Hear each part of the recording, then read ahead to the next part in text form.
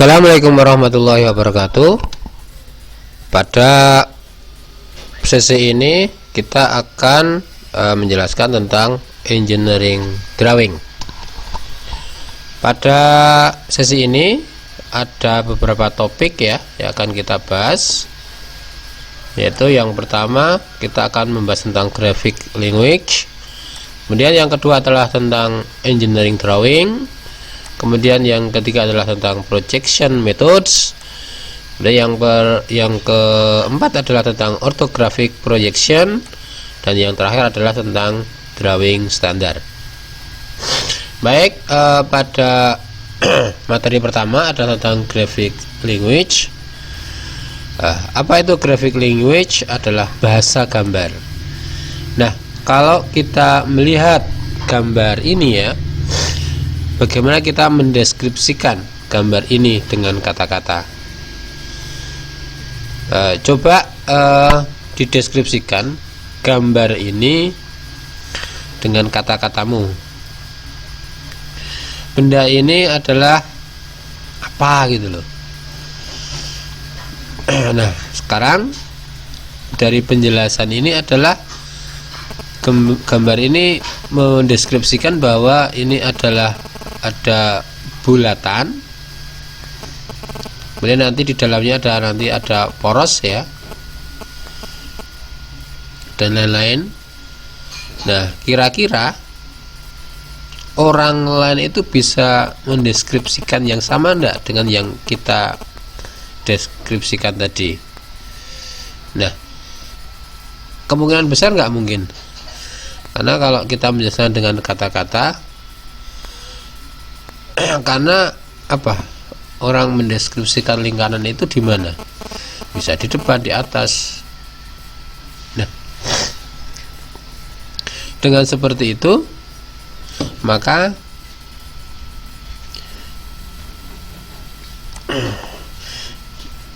kita tidak bisa mendeskripsikan, karena kata itu tidak cukup untuk mendeskripsikan sebuah benda, mulai dari ukuran, bentuk, dan fitur-fiturnya. Karena orang itu nggak akan bisa memahami yang kita maksud. Nah, gimana caranya? Kita menggunakan gambar,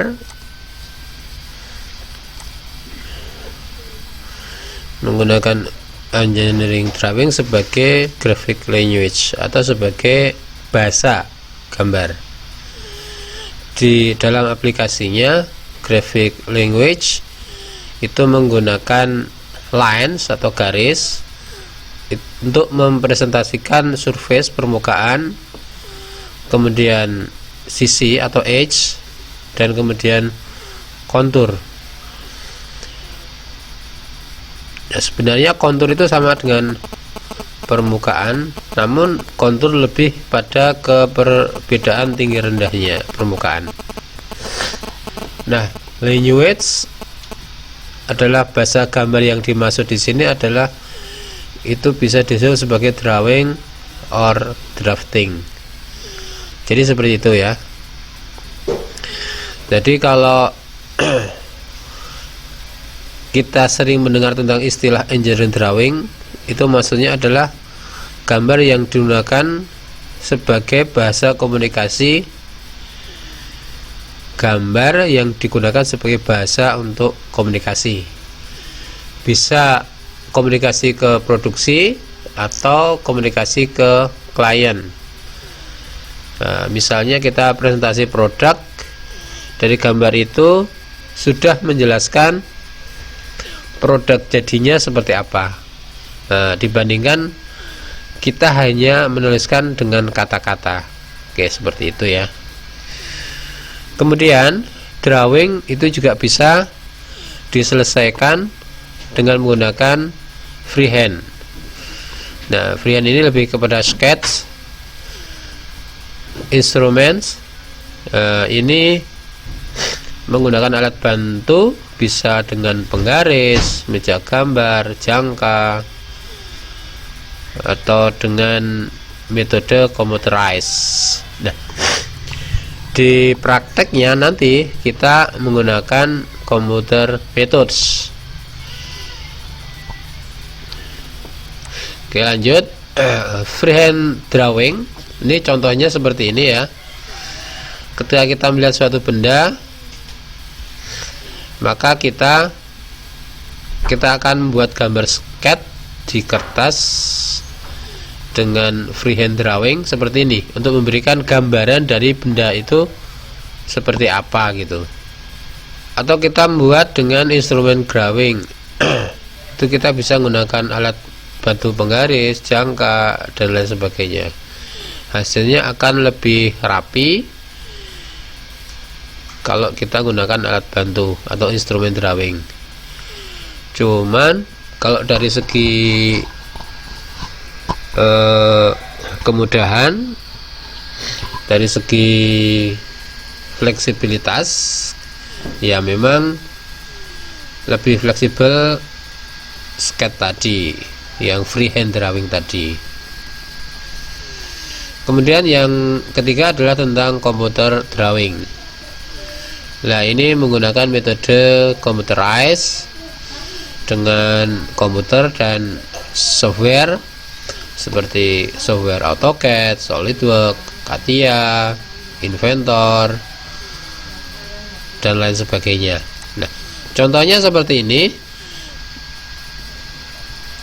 Yang sekarang di zaman ini paling banyak adalah menggunakan komputer teknologi.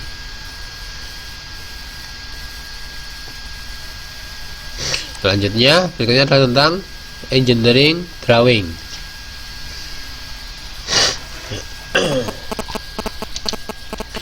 Nah, untuk engineering drawing sendiri terdiri dari dua gabungan. Jadi di engineering drawing itu ada gambarnya dan juga ada katanya atau words language. Nah, di sini kita akan menjelaskan di sini contoh misalnya sebuah benda yang tadi itu sama bendanya, sebuah part. Kalau kita tuangkan dalam engineering drawing, maka hasilnya akan seperti ini. Jadi di sini ada gambarnya, ini berupa garis baik itu sisinya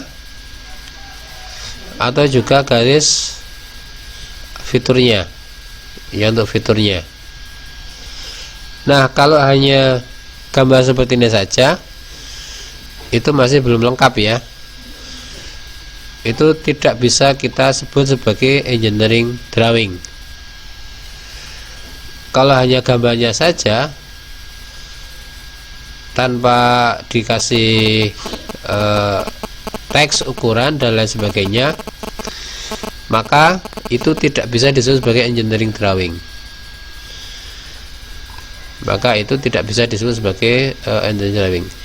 Engineering drawing itu terdiri dari baik itu gambar maupun keterangannya dengan kata-kata, tulisan, dan lain sebagainya, dimensi, dan lain sebagainya.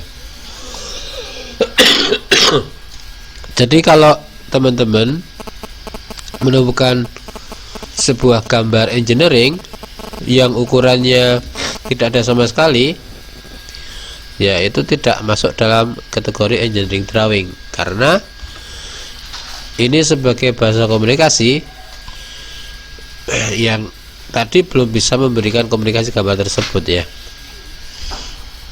Bagaimana caranya dari gambar ini, engineering ini, orang yang melihat, orang yang membacanya gambar ini itu bisa membuat part atau produk yang betul-betul yang persis seperti yang kita mau gitu. Tujuannya makanya dimensi di sini, kemudian keterangan itu semuanya sangat penting ya.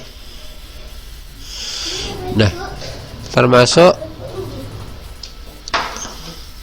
ketika satu pembuatan project yang paling krusial itu adalah pemberian dimensinya. Jadi dimensi ini ketika harus jelas dan itu juga harus benar juga gitu loh. Ini kita mulai dari sisinya, ini sebagai graphic language-nya. Kemudian word language-nya ini adalah keterangan dari gambar itu. Jadi kalau hanya ada graphic language saja, itu belum bisa disebut sebagai engineering drawing.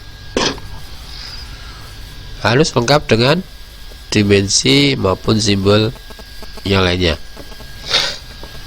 Oke, lanjut.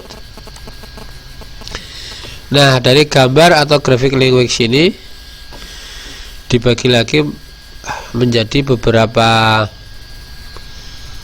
pengetahuan ya, tentang tipe-tipe garis, metode proyeksi akan kita bahas nanti, kemudian geometric contraction. Nah, untuk words language-nya atau bahasanya atau kata-katanya gitu ya, itu juga nanti kita ada standar-standar lettering atau penamaan. Jadi di dalam ilmu engineering drawing atau drafting gitu ya,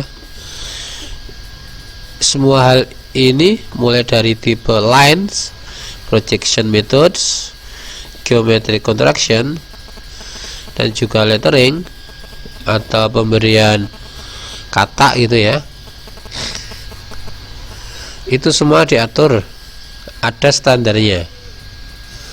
Nah, kenapa demikian?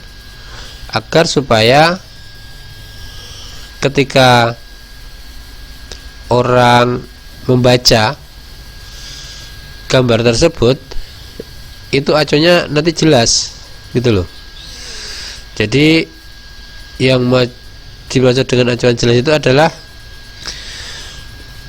sebuah part itu kalau ada garis yang tebal itu garis yang terlihat, kemudian ada garis yang putus-putus adalah kayak tidak terlihat. Nah, itu kalau tidak diatur maka orang akan bingung. Orang pasti akan bingung. Garis tebal tadi apa ya fungsinya ya? Terus garis putus-putus itu apa ya fungsinya, kan gitu. Nah, dalam engineering semua itu garis yang digunakan baik tebal tipis maupun jenisnya itu udah terstandarisasi. Contoh misalkan garis tebal itu untuk garis benda, garis putus-putus untuk garis yang hidden, kemudian garis titik strip itu untuk garis center line.